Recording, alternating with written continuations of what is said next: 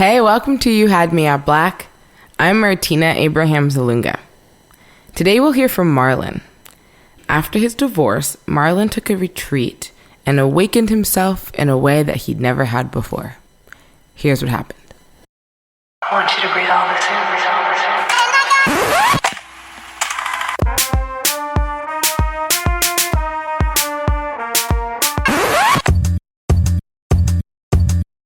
You're listening to You Had Me at Black.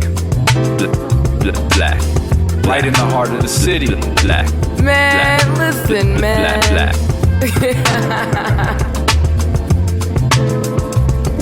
This is You Had Me at Black, and we live, baby. Amazing experience to see such a dense sea of melanin. This is powerful.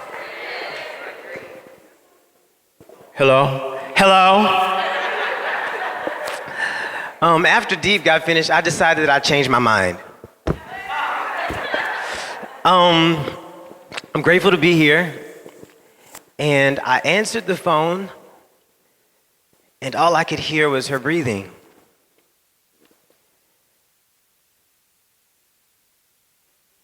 And then from the silence, she spoke in a way that was more grounded than I've ever heard her speak before. And she said, "You've become more of who you are than you've ever been in your life. That's not who I married, and I want a divorce." She was right. I knew that my daughter, who's a 6-year-old, would be like torn to pieces. Her name is Phoenix. Y'all say, "What's up, Phoenix?" She'll hear this someday. I knew she would be broken. I knew that she would be torn. But my wife was right. I had evolved to become a different person than the one she married. You see, the person she married was a local pastor of a church, and his mission was to take a group of artsy people and to turn that group of artsy people into a mega church. But unfortunately, I am a disruptive innovator. I mess things up for good reason. So the church then became an art gallery, and the art gallery then became a restaurant. We kept cannibalizing ourselves over and over again, and I was left to deal with the shit in my marriage. Because you can't change jobs that many times when you're married like that. And stay married like that. I recognized that the thread that was woven into the fabric of every change and everything that I had to deal with was yoga. Yes, yoga. I know y'all see a black man up here talking about yoga, but I'm a yoga practitioner. And yoga was the thread woven into the fabric of how I processed the shit to fertilize my future, right? So what ultimately happened was that a friend of mine, Danielle Fanfare, asked me to go practice yoga when I told her I no longer wanted to exercise just to exercise. And y'all, I went to the YMCA downtown to practice yoga, and it was love at first sun salutation, right? I mean, the breathing in and out, the drishti or the focus, setting your gaze on something. Yoga made me question everything about my life because yoga is nosy as hell. In every pose, it asked me questions like, what did you want to release off your mat like you were releasing air on your mat? What did you want to set your focus on to create balance off of your mat that you were setting your focus on to create balance on your mat? Yoga was influencing me in ways that I had never been influenced before, but it just wasn't perfect. Because the yoga studio that I practiced at, I was the only black male, which meant that oftentimes when I walked into class, it was all white women, and many of them assumed that I had walked into the women's restroom is what it sort of felt like. They were covering themselves up, watching me everywhere I went just to make sure, I don't know, I wasn't a nigga with an attitude trying to steal a look.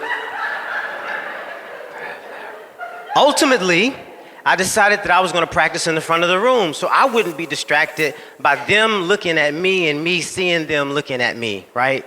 So I practiced in the front of the room. Lo and behold, all the experienced yoga practitioners always practiced on the front row in the studio. So to the left of me and to the right of me were the dopest yogis in the city, many of whom were teachers. I was a spiritual teacher at the time, but these spiritual teachers, they had depth, but they also knew how to kick it and have fun. They kissed each other in the mouth. It was disgusting and divine at the same time. These teachers taught from the soul, but they frolicked all over the earth as if they were spirits and boundless. I said to myself, self, that's the kind of teacher I want to be. The next day, my teacher and the owner of the studio came up to me and said, Marlon, would you like to become a teacher? She said, we're going on a 21-day immersion to Panama, and it's only $6,000. I ain't never heard only and $6,000 that close together. Y'all, I had the desire, but I did not have the dollars. 7 days later, can you say 7 days later? A dude who left our church because as we transitioned from one thing after the next, we lost over 500 people who were connected to our church. I had lost my marriage and I had lost my ministry at the same damn time.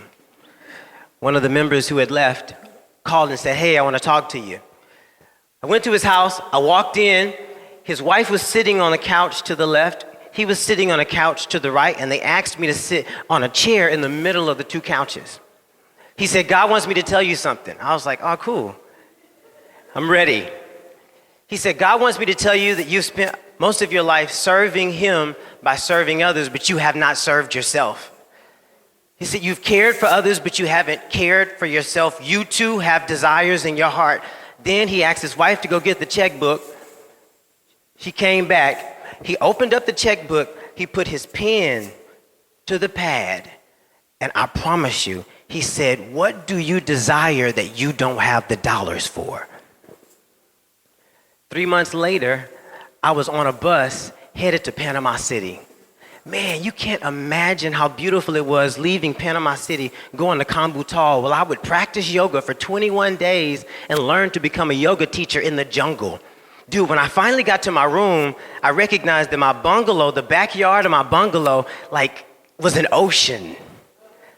And so there was this stream that came down from the mountain into the ocean. And when I first got there on day 1 of 21 days, I stood in the stream and the water was moving past my heels and tickling my toes. And I can literally still hear the symphony of silence with the ocean and the water moving. And I said to myself, what the fuck are you doing here?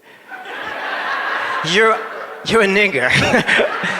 And you're changing your career from a pastor to a yoga teacher. They make $25 a class. This why your ass got divorced. This why she left you. Shit like this. This is it. I was in paradise and hell all at once. We continued in the journey, and it came time for us to do hands-on assists.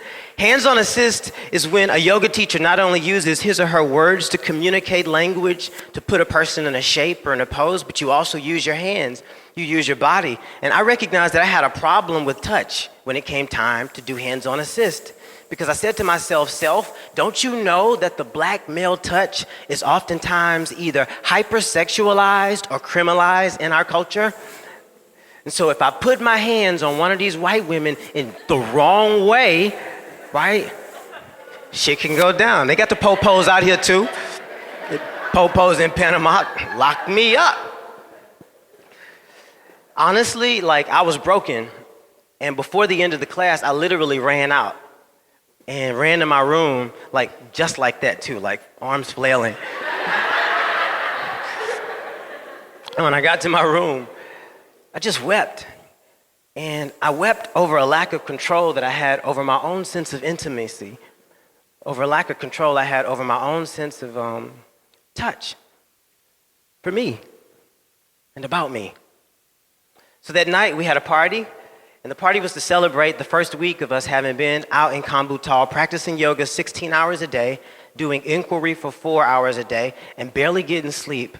But this party was amazing. We laughed and we drank and we drank and we laughed until we reduced ourselves to the least common denominator of our personalities, if you know what I mean.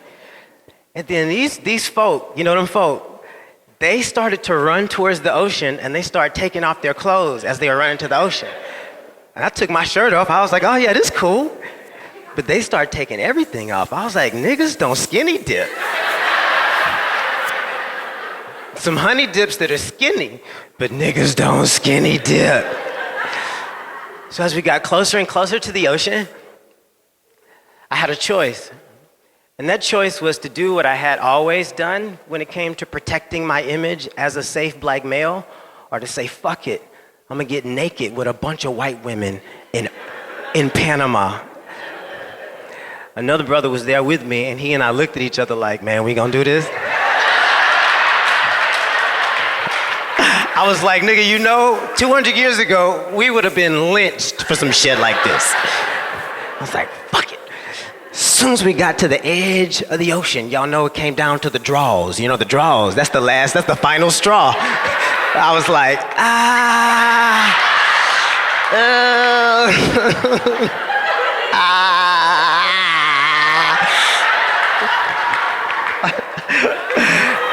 I took them hoes off, I jumped in that water. I felt more free than I ever felt in my life. I smelled white privilege, I felt white privilege. I was like, shit, I'd be fighting for this shit too. I wouldn't give y'all shit. If I could do this. And I promise, as we stepped into the ocean, you can see like this lightning striking into the ocean, off into the distance, miles away. And they were not fireworks, but I felt like they were fireworks going off, representing the Emancipation Proclamation of my new possibility, right? The very next day, it was time for us to do hands-on assist, and the girl who was my partner gave me permission to be the honest intimator that I was, and I put her in the shapes. I had no problems doing it because I felt free. Well, every single day, I would run from my bungalow down the beach to this rock formation that was like 2 stories high. And before the sun would rise over the mountains, I'd climb the rock. And that's when SZA first came out. Y'all know that joint gets you emotional, right? And so I was like dancing to SZA on the rock like every day before the sun came up. And I would know when it was time for me to go to breakfast because as my eyes were closed, I could feel the warmth of the sun hitting my face as an alarm to let me know it was time to get off the rock and go to breakfast. But on this day, like the day after I had successfully done assists, I let it linger. I took my earbuds out and I allowed the ocean to serenade me into sweet nothings and everythings. And then my hips just began to move and I was just dancing to myself, with myself. And I decided on that rock that I would love and ravish myself every fucking day like a new lover. In that moment, my heart was beating spiritually, like my sense of self-love was rising. And when I opened my eyes, I looked down and saw that I had a boner. I think my brain was trying to process this sense of intimation, this sense of intimacy, and it got confused. But I wore that boner with pride. I stepped up in the breakfast just like this here. Good morning. My friend, she's not laughing. Good morning. They look just like you. I pointed in her direction. Ultimately, I got my certificate and I also got self-love. So when I got home, I had not seen my daughter in 21 days. And I showed her the certificate, we laughed, we played, and we laughed, and it was time for bedtime. She goes to bed at 7:30. But I said, you know what, it's 6:30. Why don't I sit down and talk to my baby girl before she goes to bed? So we laughed, and we talked, and we talked, and we laughed. I thought 45 minutes had passed, but I looked at my watch, and do you know, guys, that 4 hours had passed? And I leaned forward, and I said, Phoenix, I said, baby, Daddy is so proud of you. In the 21 days that Daddy has been gone, you have grown so much. What you say about what you think and how you think it is so powerful. Daddy loves you so much. And then she kind of smirked. I was like, what? She leaned forward and she said, Daddy, I always talk like this. She said, you just never listened. Then she leaned forward and touched me on my knee. And she said, Daddy, I'm proud of you for growing in the past 21 days. And then she tapped me on the knee and said, good night.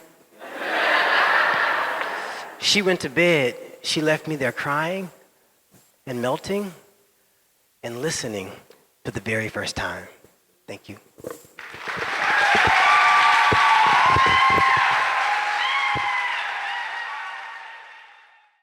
This episode was mixed and mastered by Miles Dotson. Thanks for listening to You Had Me at Black. If you want to hear more stories like this one, leave a review. You're listening to You Had Me at Black.